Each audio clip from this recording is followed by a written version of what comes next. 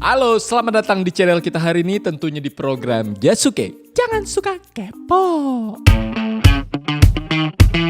Kalau di episode sebelum ini kita udah ngobrolin tentang hal-hal yang berbau Medan, kayak semacam ciri-ciri orang Medan dan juga bahasa yang biasa diucapin orang Medan. Nah, di episode kali ini gue akan membahas tentang Medan juga nih. Cuman pembahasannya khusus ke gimana kota Medan ini di awal sejarahnya dan bagaimana menariknya fakta-fakta yang berkaitan sama kota Medan. Medan adalah ibu kota provinsi dari Sumatera Utara dan kota Medan ternyata merupakan kota terbesar keempat setelah tiga kota lainnya, yaitu Jakarta, Surabaya, dan Bandung. Dan kota Medan juga merupakan satu-satunya kota terbesar yang lokasinya berada di luar Pulau Jawa, sekaligus menjadi kota paling besar di Pulau Sumatera. Dan info buat lo nih, ternyata kata Medan sendiri berasal dari bahasa Tamil, Maidan atau Maidanam, yang kalau diterjemahin artinya adalah tanah lapang atau tempat yang luas. Terus sepanjang perjalanan, nggak tahu kenapa kata dari bahasa Tamil ini teradopsi ke dalam bahasa Melayu. Dan kalau lo nyoba nyempetin waktu untuk ngecek ke dalam kamus Indonesia Karo terbitan tahun 2002 yang ditulis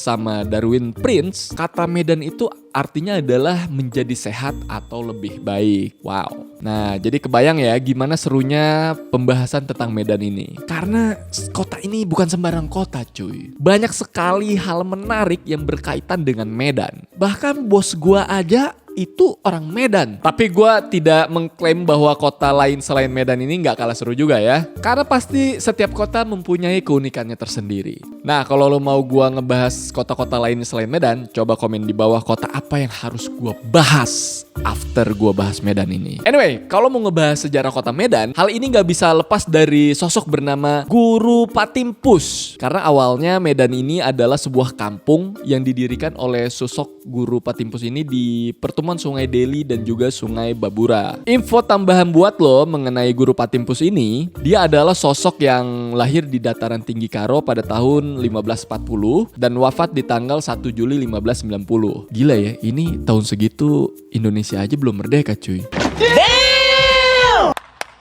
Anyway, nama lahirnya adalah Guru Patimpus Sembiring Pelawi. Jadi ceritanya, dulu Guru Patimpus ini menikah dengan seorang putri Raja Pulau Brayan dan akhirnya memiliki 2 orang anak dari pernikahannya itu. Dan masing-masing nama anaknya bernama Kolok dan Kecik. Terus pas sudah berkeluarga gitu, Guru Patimpus bareng istrinya membuka kawasan hutan yang lokasinya udah gue sebutin barusan ya, yaitu antara Sungai Deli dan juga Sungai Babura. Nah, hingga kemudian jadilah lokasi itu bernama Kampung Medan. Terus kejadian ini kan di tanggal 1 Juli 1590. Akhirnya yang sekarang ini dijadiin sebagai hari jadi atau hari lahirnya kota Medan. Dan sejak hari itu, hari terus berlanjut dan hingga akhirnya tibalah Medan di tahun 1632. Nah, di tahun itu Medan sudah dijadikan sebagai pusat pemerintahan Kesultanan Delhi yang gak lain adalah sebuah kerajaan Melayu. Terus bangsa Eropa akhirnya menemukan lokasi Medan sejak kedatangan John Anderson dari Inggris pada tahun 1833. Dan waktu itu pas John Anderson menemukan kampung Medan, kampungnya itu baru dihuni sama sekitar 200 penduduk dengan seorang pemimpin bernama Raja Pulau Berayan. Walaupun begitu, mulai sejak penemuan itu, peradaban masyarakat di Medan terus tambah dan berkembang hingga akhirnya Hindia Belanda, pemerintahan yang waktu itu berjaya di Nusantara, memberikan status kota untuk Medan di tahun 1886. Dan gak cuma itu, Medan juga dijadikan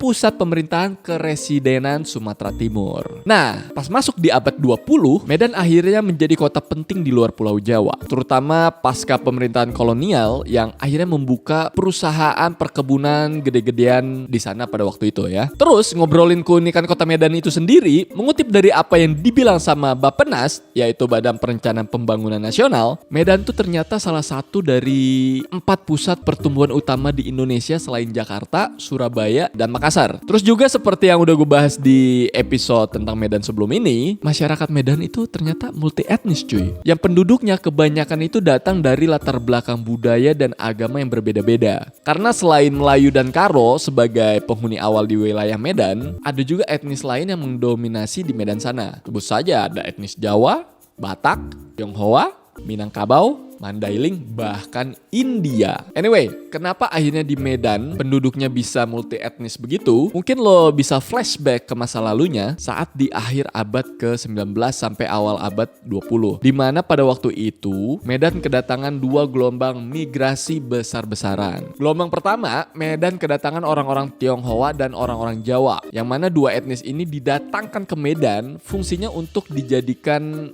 kuli kontrak di sebuah perkebunan. Cuma sayangnya, ya bukan cuma sayangnya juga kali ya, pasca tahun 1880 perusahaan perkebunan ini akhirnya memutuskan untuk menyetop kedatangan orang Tionghoa. Alasannya karena banyak banget dari orang-orang Tionghoa ini pada cabut alias kabur meninggalkan kebun dan juga sering menyebabkan kerusuhan di sana. Setelah mungkin bete sama orang Tionghoa yang pada cabut-cabutan itu, akhirnya perusahaan perkebunan di Medan ini cuma mendatangkan orang-orang Jawa aja untuk dipekerjakan sebagai kuli perkebunan. Terus lanjut, gelombang migrasi yang kedua. Gelombang kedua ini gak kalah masif sama yang pertama karena Medan kedatangan orang-orang dari Minangkabau, Mandailing, dan juga Aceh. Anyway, uniknya di gelombang migrasi kedua ini, etnis-etnis kayak Minangkabau, Mandailing, dan Aceh punya maksud dan tujuan lain.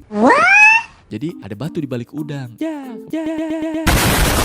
Karena kedatangan mereka ke Medan pada waktu itu adalah bukan untuk menjadi kuli perkebunan, melainkan tujuannya untuk membuka usaha atau dagang ya. Terus juga ada yang akhirnya menjadi guru atau juga ulama di kota Medan sana. Dan kalau lo suatu hari datang ke kota Medan, lo pasti udah nemuin banyak banget ruko-ruko yang berseliweran atau berjejeran di sana. Katanya mayoritas penduduk Medan itu kebanyakan kerja di sektor perdagangan. Ya seperti bos gua yang akhirnya juga membuka kafe di daerah Medan, yaitu kafe Jalur Musik.